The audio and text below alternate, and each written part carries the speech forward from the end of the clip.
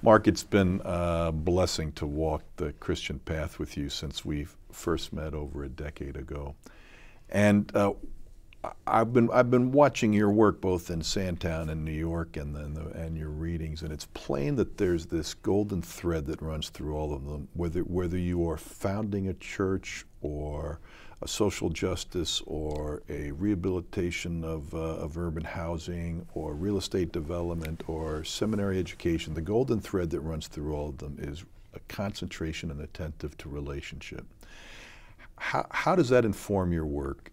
And how does that create a distinctive in the way you and your colleagues are attempting to shape seminary education at City Seminary? You know, Skip, the way that I came to emphasize relationships was through a friend, my friend Alan Tibbles.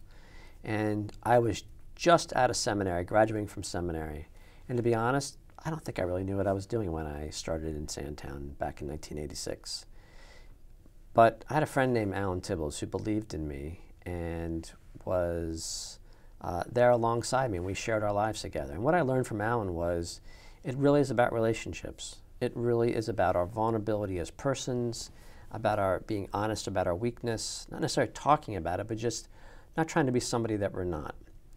And in that, I also learned that the way to build community, to build institutions that will serve the peace of the city, is through relationships.